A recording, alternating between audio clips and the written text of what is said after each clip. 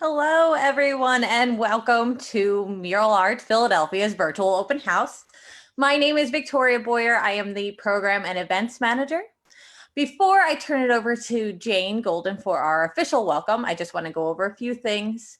If you have any questions regarding the Zoom platform, and if you're on our Zoom webinar, please feel free to message me in the chat. I can handle all of that for you. And our friends on Facebook, if you have any questions or anything, please feel free to type them into the comments and I will be fielding those as well. We will be closing the meeting just for the question and answer for those who are joining us on Zoom later on. But don't worry, Facebook friends, I'm going to get you contact information. So if you need more information, you can reach out. At this time, I am going to turn it over to the one and only Jane Golden. Let me unmute you, Jane. There you are. All right, thanks, Victoria. Hi, everyone. How are you? Oh, I see some of my friends out there. So first of all, I want to thank you for tuning in tonight. I'm just going to set a little context, but I want to really call out Community Murals and thank them because they're an awesome part of our organization. I want to start with the incredible Kathy Harris, who's been with us for 20 years, which I think is just extraordinary as the director of Community Murals. And under Kathy's direction, like zillions of murals have happened in all kinds of complex circumstances. So thank you, Kathy, for doing so much for our city. And then I want to thank Corinne Wilson, Kate Jacoby, and Maya Thomas. Can we have a round of applause for our incredible team? Yay.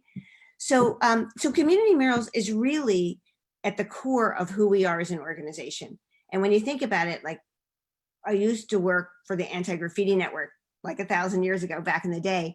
And when we were really working in communities doing murals and I like my colleagues were community organizers, block captains, community leaders, and they were so inspiring.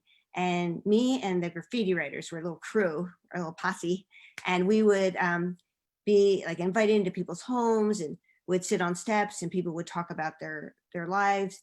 And we really started to get a beat on what does it mean to do community work, that it's a collaboration between the artist and the community and that you allow for the authorship of the community to rise.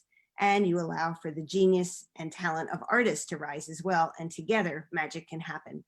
And so when we became Mural Arts, we continued this tradition, obviously, of working everywhere, trying to create an equitable distribution of where murals are. But the mural application has always been part of how we do business. And I really credit the Community Murals team because they did a redesign. Now they're having this event, which is great. Because what we want is to be an organization that our doors are open. We're open to ideas from communities, ideas from artists. I think the collection of work in the city, which is over 4,000 works of art since 1985, 84, 85, is astounding in that it really is resonant with, represents, comes out of the community. It's not art that is dropped down. And that's not easy. It's really complex. It's not for the faint of heart, but I think it's just incredible. And if you think about life through an equity lens, which I hope we all do, then think about the wonder of having a city where art is everywhere and it's connected to people's lives and the door is open for people to be part of the creative process. So we started as Community Murals and we're here in 2020 with Community Murals. They are like a rock and an anchor. I thank all of them tremendously. And I thank all of you, the citizens of the city, for helping to push our vision forward. And on that note, I think I introduce Kathy Harris.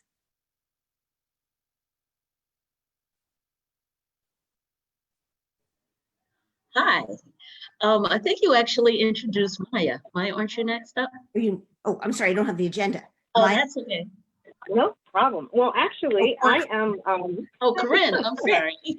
Yeah. I want to introduce Corinne. So Corinne Wilson is like a multi-talented Renaissance person. So she is like, she's a filmmaker and she's a writer and she is like, I think she's an artist because she's just creative in everything she does.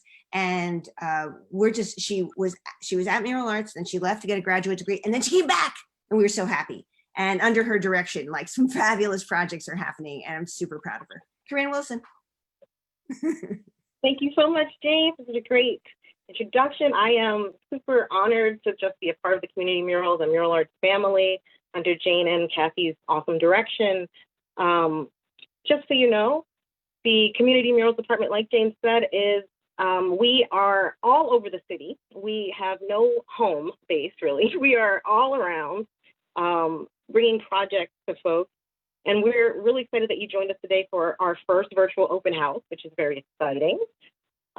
We are here today to really kind of walk you through the process and the best ways that you can bring public art into your neighborhood, and that you can really make sure that your voice and the voices of your neighbors are amplified in your city. It's in Philadelphia, we kind of can take for granted just how many murals we have, or just that there's public art that's so accessible.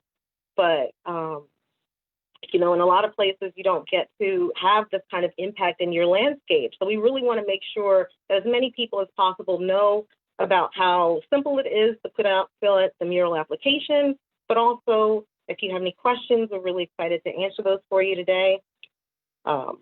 Just so you know, one of the biggest things that happens is that we go through the application process twice a year. We review applications from citizens all around Philadelphia, and we try to pull out the projects that will be really exciting for the neighborhood to be a part of. We want to work on projects that help amplify neighborhood voices and concerns, local heroes, but also that create dialogue and build community. So one of the best ways for us to do that is to kind of help kind of shepherd folks through, so you can see just what can happen when you have a great idea, but you also have a neighborhood partner who has a great idea and would love to support it. And together with that kind of coalition building, we can create some really meaningful public art, and we can work on some programming together and really bring in some art that makes your neighborhood, becomes a landscape and a touchstone for your neighborhood. We just put in the new mural for Joe Frazier right at 13th and Allegheny, and I had the pleasure of being out there during installation and to just see people who were just so proud and felt such a connection with that mural piece is really the kind of thing that we want all over the city whenever we work on a project. That ownership of your landscape and that kind of connection to the artwork. So as Jane mentioned, we have a great new application process. It's streamlined and it should be really simple. And not only can you apply as a community member with an idea, but you can also apply as an artist with an idea, which is great. And we also have another application so that you can apply even if you don't have an idea yet, but you have a really great wall and you want it to be considered for a mural, then we're also looking for that too. So we are really excited about unveiling this new application and walking you through that process. We've got Maya Thomas, who's another project manager here, who's been doing some amazing work all around the city as well. And she can walk us through the process, so you can check out this new application yourself. Hello, everybody. How is everybody doing? Thank you all for attending our open house tonight. We're super excited to have everyone here. I want to share my screen really quickly with everyone. Thumbs up if you can see. Yes, perfect. So our new mural application actually lives on our website. Our website is muralarts.org, and right at the top, first thing you see will be the mural application that you can send out to anyone. There's links you can send out to if you wanted to kind of navigate to there. You would click on this, and then it would land you on this page for apply for a mural. And if you scroll down, it will tell you how to apply, what we're looking for, what neighborhoods we're looking at, and our phone number. But the link to the actual application is right here. And then also, if you just have a great wall, the link to the wall submission projects are right here. So these are the two main functions that you kind of want to scroll down to. So looking at the mural idea application, you would click on that and you would land on this page. And then this is where we will see on the back end your name, all your information. So the more information you fill out for us, the better it is for us to kind of review your application. And we made this we tried to make it really, really simple for everyone to fill out. A lot of these options are optional. your name, your first name, all of that is still required, your phone number, your email address, and your address. In Philadelphia, we're requiring that everyone that we're applying is from Philadelphia. We've had a few that were outside of, which is very interesting. And then if you have the second address, fill that in, and then also your zip code. All of that is required. And then we go into section 1 where we kind of explain exactly who we work with, which is a long list and even more. It's very expansive. We're very open.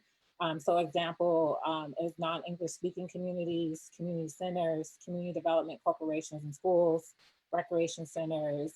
Even if you're an individual, if you're a person or if you're an artist, you can apply.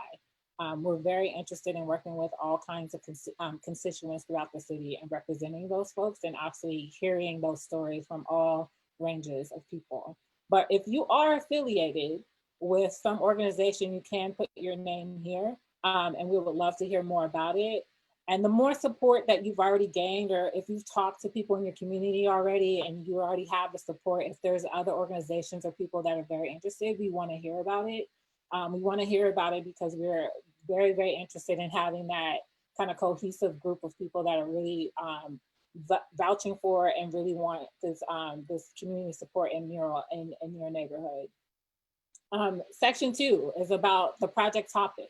And mostly we're just asking and we're trying to look for what the vision is, what the striking image is, what's really going to bring your community together, what's really going to have your community talking, what's really going to inspire your community, encourage them, whatever those issues are or feelings are. We really want you, we gave you a big box with no limit to kind of explain and describe exactly what concept for the mural is. And then we also wanted to kind of figure out why this is so important for your neighborhood. These are probably the most important topics that we want you guys to have full space and range to kind of explain to us in the application. And what we're really looking for is what's like the heartbeat of your community and why this mural will kind of bring it and enliven it. And then lastly, if there's some kind of interesting concept or interesting new way that we can implement this mural, we've done so many things with mural arts, 3D, all kinds of conceptual things. So if there's something new and innovative that you want to talk about or you are aware of that, or if you're an artist and this is how you work, we would love to hear about it. So you have 3 really big boxes to explain all of those things. And it's actually the core of this new application is what we really want to look at and identify. Section 3 has additional questions and it's optional. But important. We are looking for if you have any additional or identified any additional funding for that can contribute to this project. If it's a possibility, you have the option to select yes or no. You don't have to expound on any of that. And then if you're affiliated with any registered community organization, that's a yes or no question. So basically, if you're affiliated or if you know a city council person or anything like that, we would want to know.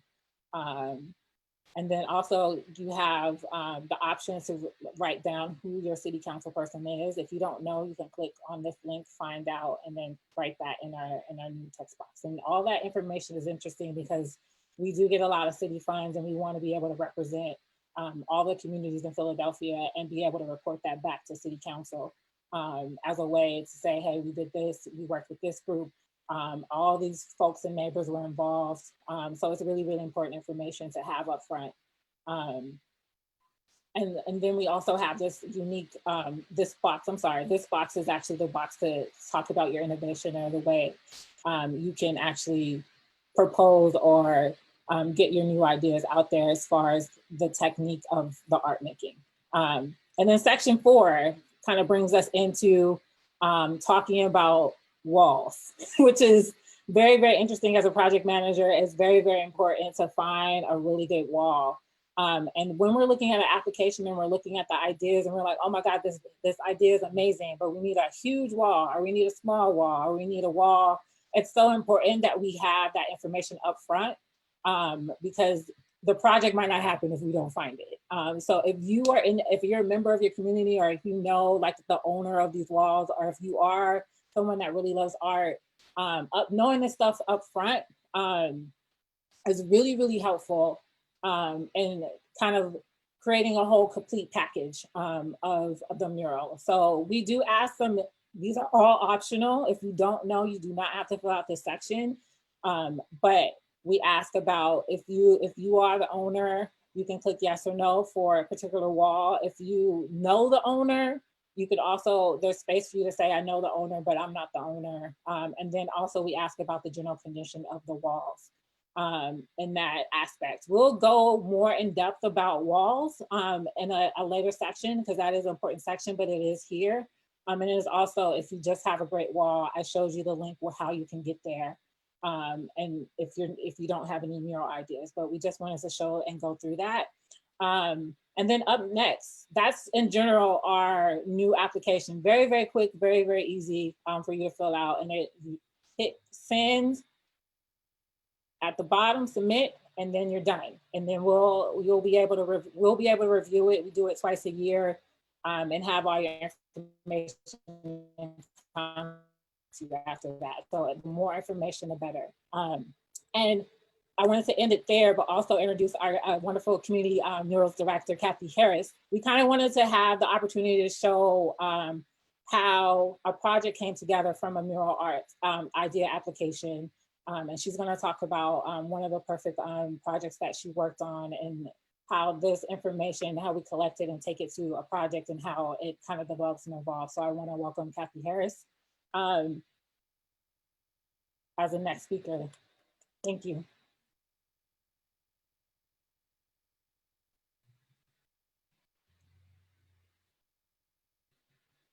So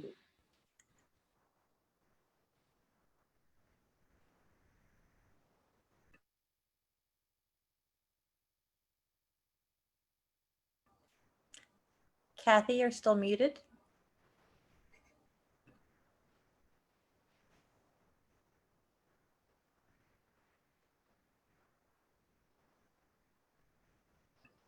There should be a box that pops up.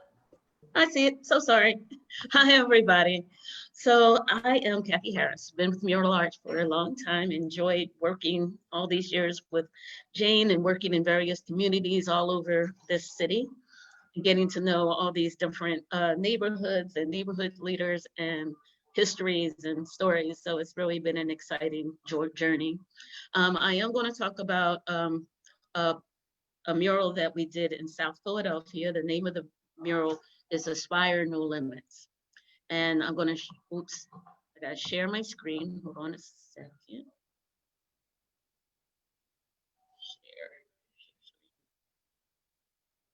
Share. Okay. All right.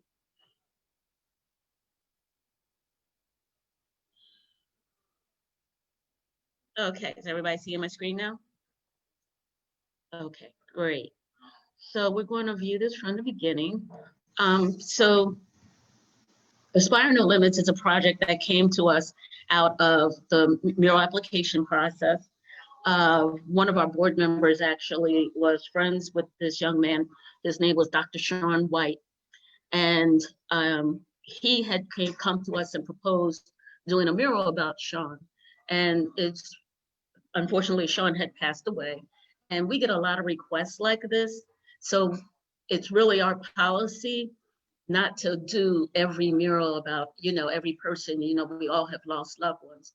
But it's important that when we do a mural, that it has some significance, not only personal significance, but significance to the community at large. So as you can see by our mission, we believe in art that affects change in people, places, and in perspectives. And that's one of the criteria of how we weigh what we do and how we do it. So Aspire No Limits is a mural. It's at 23rd and Ellsworth. It was painted by Ernell Martinez. This is Sean. So Sean was a community leader, father, educator, football scholarship he had, record deal as an MC. His MC name was Air Smooth. That's where the Aspire comes from. The A and the S are capitalized. But after he had traveled the world with his music career, he got his master's in human services from Lincoln, and later got his PhD from Capella University. And it was there that he started working on and started focusing on HIV/AIDS, STI risk, and it was really focusing on young men, predominantly between 18 and 24. So he started working with the Department of Public Health at University of Penn, apologies. And so the program that he created was called Shape Up, Barbers Building Better Brothers. And what he would do was he first got a group of barbers to agree that he could come into their barbershop and talk to people while they were getting their haircut. Now, this is a really interesting technique, because if you're getting your hair cut, you're not going to get up and leave. You are a captive audience. And so he would go into barbershops and he would talk to, his agenda was, of course, talking about STDs and AIDS and HIV prevention. But he also talked about conflict resolution and anti-violent negotiation, and just trying to stop retaliation between young Black men. And then he was also talking to people about what's their vision for their future, you know, and how can you think about that vision and then take it to the next level? What's the next step? So we created, and this all came out of a conversation with a group of stakeholders that we identified. So that included his partner, Nicole Fisher, who was really a leader in this entire project and has been carrying his legacy on even to this day and forward. She was able to really galvanize other people, particularly people who just wanted to work with young men and boys, and that was the focus of their interests or their work or their vocation, or even just personally, they had sons and they just wanted to see a better future. So out of that conversation, we designed this kickoff event, which was called Refuge. So Refuge was a full-day workshop. It was working with, it was about 50 young men between 10 and 24. So we had 10 to 15 in the morning, and then we had the older young men in the afternoon. And out of this, we had writing workshops where we had visioning workshops. We talked to, they talked to mentors about, what it takes to, for instance, run a business. How do you handle your own behavioral health? If you're depressed, if you're not happy, how do you handle those things? If you're upset, if you're having some type of issue with somebody in the neighborhood, how do you deal with those things? So these are the conversations that we did through the day. And in the beginning of the day, we had a photographer take pictures of the young men, and they had to write on a chalkboard, I am, and then they wrote their I am message. And then at the end of the day, they reiterated that message, and it was a much brighter outcome, a much brighter outlook, which is exactly what we had hoped. We also incorporated writing workshops with the Guild. The Guild is a program out of our restorative justice program at Mural Arts. And so some of the young men were part of that program, and they helped along with the mural. Then we had the series, we took Sean's lead, and we did a series of pop-ups in barbershops. So we were able to go into barbershops and bring robotics engineers, the first bassist for the Philadelphia Orchestra, photographers who, have really achieved greatness. And they were showing pictures of Diddy and, things that the kids really got excited about. And entrepreneurs, young men who had started businesses that were successful. One guy had a clothing store in Rittenhouse Square. The other one had an independent business where he was creating popsicles to deal with youth obesity.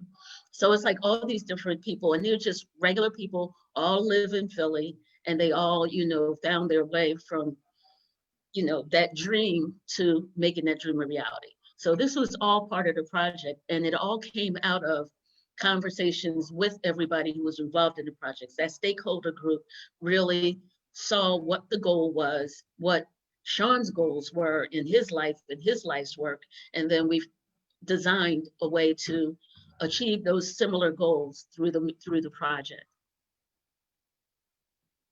This is a photo of some of the pop-ups. As you can see, we were in the barbershops. Heads were still being cut, business didn't stop. And we had the young men in there and we had the mentors talk to them. This is a photographer talking, showing his work to the kids. This is Quan from Reclaim Print. He had the kids outside doing silk screen, printing their t-shirts. And then after they had an hour with a mentor, they would spend an hour painting the actual mural. So the mural and the words that are on it were all part of their whole experience. They, fully participated in the mural process as well. So at the end of the project, we had a big dedication with over 200 people. It was really amazing. We were able to get, when Corinne was talking about getting a good wall, this wall is not only in Sean's neighborhood where he grew up, but it's called the Concert Garden, and it's protected space.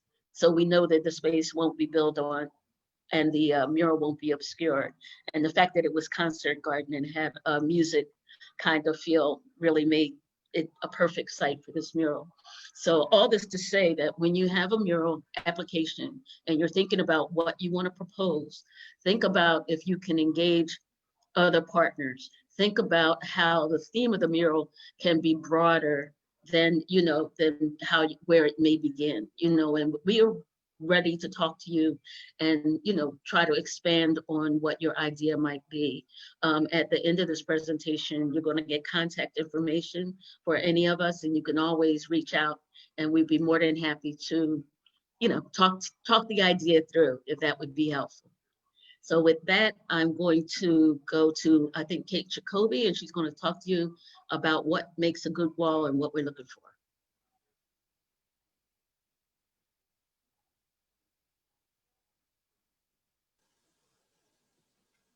Hi, everyone. I think Victoria is going to be loading up and sharing her screen for myself and Nathaniel Lee. Just give it a quick minute. So I'm a project manager in community murals, and I also oversee our mural restorations. I've been working at Mural Arts for a little over 10 years. And I get the unique opportunity to not only do new projects, but kind of revisit a lot of them when we do restore them, and kind of reconnect with the neighborhoods and community members, which is a really amazing opportunity to kind of see how much they have really attached themselves to the murals and how much meaning they still hold with people. Okay, so we'll skip through. The next few photos are going to be some images of what we consider good walls, and I'm just going to kind of talk through some of the elements of these walls and what makes those good ones that we like to wall hunt for, or if you guys were to submit an application and you had a wall in mind, things to keep in mind for what you're looking for. So, clean, smooth, or stucco is like our ideal dream wall to work on. A couple of these next few photos are going to show that kind of smooth stucco. We ideally love when like a building already has the flashing on it, when there's no big cracks or severe water damage or anything. What it does is just gives the lifespan and the shelf life for a mural the longest possible life that we can give it, which is what we want. And with a good wall, a mural can last 15 to 20, if not more, years. Sometimes when they're south facing, we do put on extra protectant with a MSA varnish, which is almost like sunblock for a mural. And that helps kind of hold up the colors from fading a lot quicker, whereas a wall that faces north doesn't fade as quick as like a southern facing wall. So these walls here, we also like to work on brick. We want that to be in good condition. All of these wall examples have flashing or capping. Some walls that don't actually have flashing may have an actual barge board, which is a larger component that attaches to the roof. As much as possible, we like walls that get directional traffic because more people can see it. But if it doesn't get vehicular directional traffic, we want it to be visible to pedestrians. Ideally, some on corners where you get multiple viewpoints is a great plus. Sometimes though that they're situated in neighborhoods where a lot of people can kind of congregate, and if they're at a park, like the example Kathy gave, where it's like a space making, a place making component, that's also value added because we want people to go enjoy the mural and take it in and kind of, there's different ways to experience it. So These are all good wall options. I think, you know, ideally we always love when something has open space in front of it, not a lot of trees. We love trees, but we don't really like trees to block our murals because the whole point is to view them. So some of these though, you know, while they are good examples, we always do our due diligence as much as possible with the ongoing development in a lot of neighborhoods. You know, empty lots always look good in front of a mural, but we also have to kind of do some research to make sure that there isn't like impending future development where we would lose our mural in a couple years. If something may be 7 to 10 years off for development, you know, as much as we can do our research, we do. But we also rely on community members and working with city council offices to kind of keep us informed and flag anything that may be, you know, heard on their ends, like, oh, this looks like a great wall. This one may be developed in 3 years. We still may proceed with it. We just may approach it differently and decide to, you know, go about it in a way where we know it's going to be a shorter, maybe 2 to 3 or 5 years compared to 10, 15 years. And that's okay. But I think it helps us to know early on so we can manage people's expectations and that there's not, you know, devastation in 5 years when the mural goes away and nobody knew about it or that was coming. So the next couple slides, please. This is a great wall here. All these are good examples. These are recently finished walls by building construction companies or developers. You know, this one, although it has an empty lot, we do try to do the research and we have to connect to the lot owners as well to be able to access their property when we do install a mural. So often we do get to find out who owns it, and Neighborhood Gardens Trust owns a couple, you know, scattered properties throughout the city, and those are protected for future gardens, or if there's a community garden that a neighborhood kind of co-owns somehow, those are great too, because we love some green space and flowers that kind of help tie in some of the artwork. Sometimes we'll pick artists that actually work with that theme if that was something that the community wanted. We've done a lot of murals at community gardens, and you know, those really become really special places and important in the community. The next one. So these couple are examples of good walls, but have a couple like things to keep an eye out for. So this one looks great, has a good wall. Obviously there's a tree in the middle. So we prefer not to have trees blocking our view. Sometimes we will still proceed with something and we'll kind of work it in where maybe there's not a lot of detail behind it. We don't really chop down trees. So we want to make sure that if something is there, we're aware of it and we are cognizant of, you know, okay, that's not going to get any smaller, right? We have to think about like, let's not put a lot of detail above it. When the tree gets bigger in 5, 7 years, we don't want a core component of our mural being completely obstructed. While we do, you know, work with our partners with Parks and Rec and other city agencies to kind of do tree trimming, we really don't want to pick a wall that has like complete obstruction by trees or large gates. You know, a lot of these sites that you'll see here have this wooden fencing, which is often a good sign that PHS, Pennsylvania Horticulture Society, helps maintain those lots. That doesn't mean that it won't or may not be lost to development in the future. We still do some research on that, but they do at least kind of help maintain those so that the grass is cut. There's not a lot of overgrowth. So, you know, it's most ideal to have a clear, open, viewable wall, but, you know, we do consider and will, if it's the right site, think through some options for, you know, ones that may have, you know, different angles. This one probably wouldn't pick necessarily because we know there's multiple trees blocking it and they're only going to get bigger as well.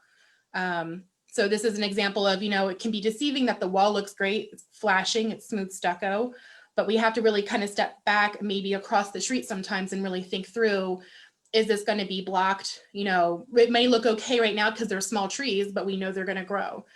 So if you're keeping an eye out for walls, if you're wall hunting for an application, keep that in mind as well.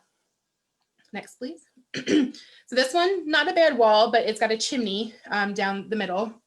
We have often done murals on walls with these bump outs, whether it's an old chimney, an active chimney, or remnants from a previous building that was adjacent to it. So that doesn't rule it out completely, but this mural, we probably would make sure if we were to pursue it, that an artist would not put somebody's face, you know, that kind of goes over the bump out, or else it's going to obstruct it and look a little wonky. And so we don't want that to happen. If this is more abstract or more where it can kind of blend in, again, it doesn't rule it out. We just want to be thoughtful about what is going to go on that and really think through and make sure the artist works in any of the unique characteristics that that building has. So these are a couple things just to look out for that we don't, I don't know why that one picture is sideways, I'm sorry.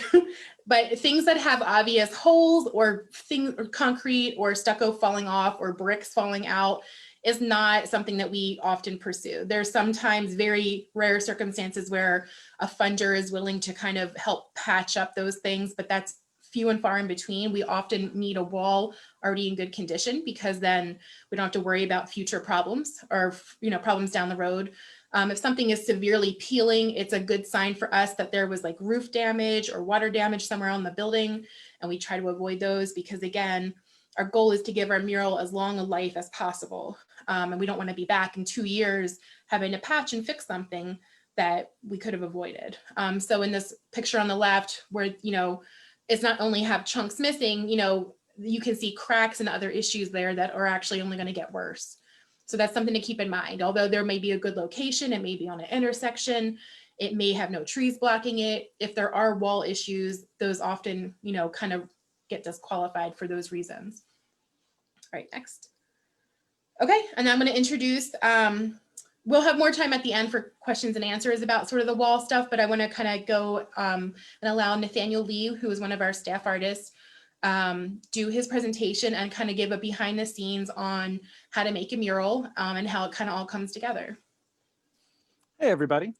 I'll make this quick, but basically I am a lead artist, staff artist at Mural Arts Philadelphia, and I'm just going to show you one project that kind of explains what we will do to your wall, the actual physical process of installing a mural, and how deceivingly complex the physical process actually is. So we can click through the slides. So this is Lawncrest Library, and the project is was Joyce Craig Firefighter Memorial. She was stationed at a fire station facing this wall and was a hero, first woman to die in the line of duty in the Philadelphia Fire Department, which is like the first fire department in the nation. So it's a very big deal. So we wanted to give her a memorial. So we can click the next one. So this is the concept design I put together based on her family's requests, her fellow firefighters' requests. This was like the almost there rendition. You can see it's a bunch of photographs collaged onto the wall. I like to work that way because it shows full color and texture, and people get the idea of exactly what you intend to do to the wall. Okay, next. So I like to use mural cloth. It's also called parachute cloth. It's basically interfacing fabric that you can get at any fabric store, but we get it bulk from the manufacturer.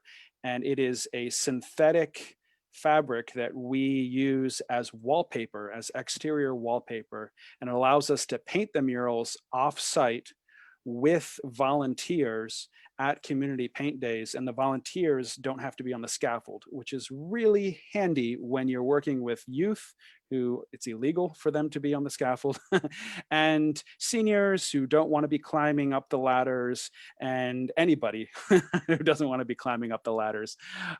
Plus the liability is a nightmare. So we let the lead artists do that, not the volunteer painters. Next. So we have two ways of getting the image to full scale.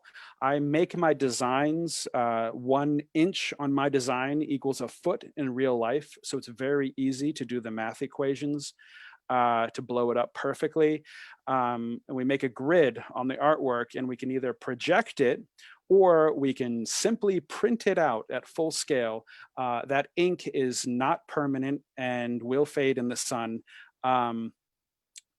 Some people call that cheating to print out your design, but it is not cheating because it's the most efficient way to get the artwork to full scale accurately. And when the funders are paying for our time to do this labor, we need to work as efficiently as possible.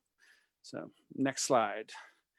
So I love having big community paint days. We make a big paint by number system so that anybody can participate. Kids, non-artists of every sort can go to our paint buffet, get the colors they need, and apply it to the cloth. Next slide.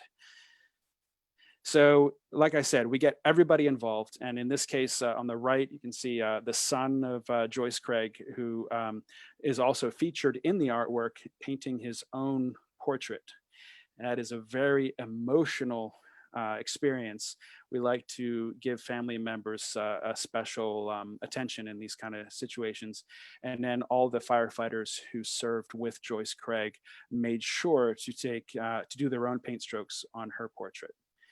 So next, after the community is done with it, I personally like to have the youth have fun. I'm not breathing down their neck like, oh, you missed a spot, or oh, you went outside the lines.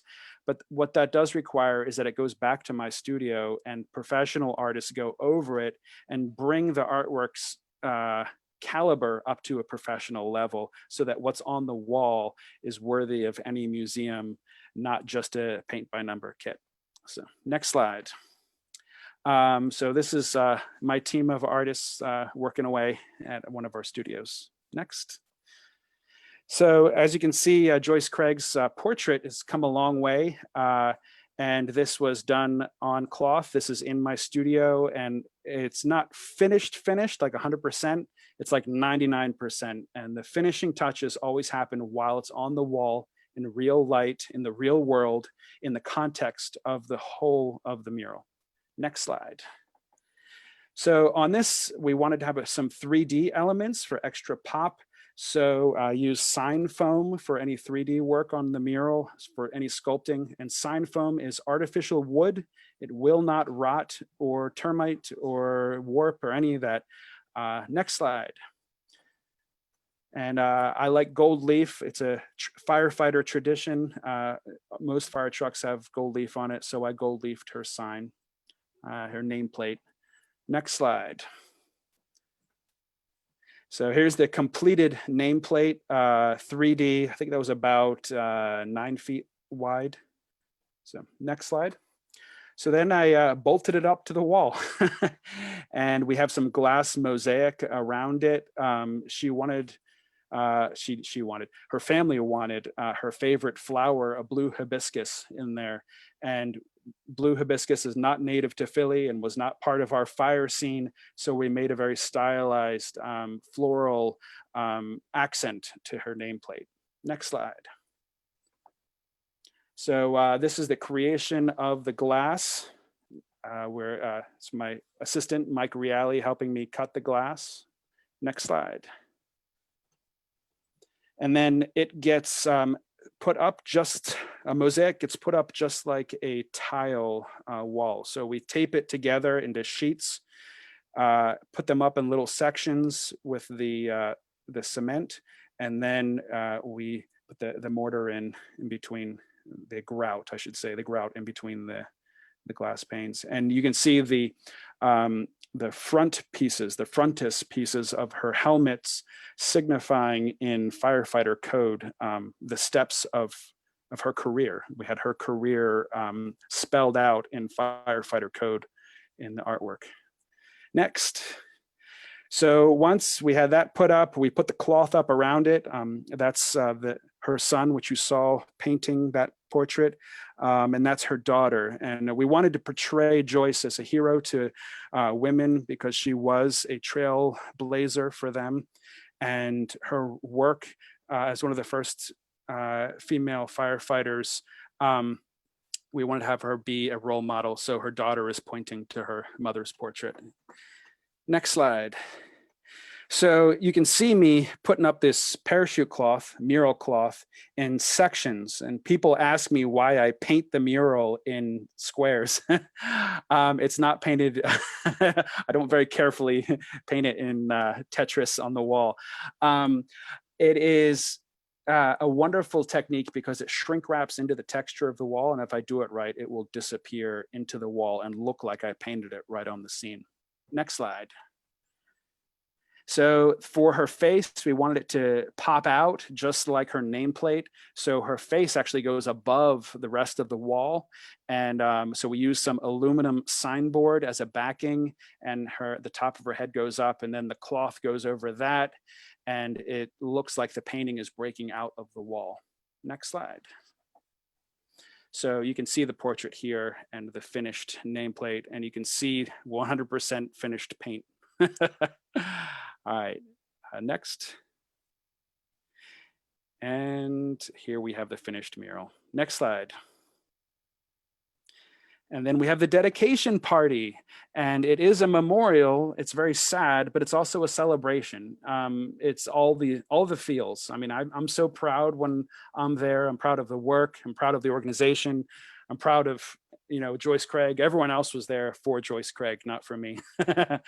And these dedication ceremonies is when we give the mural to the community forever.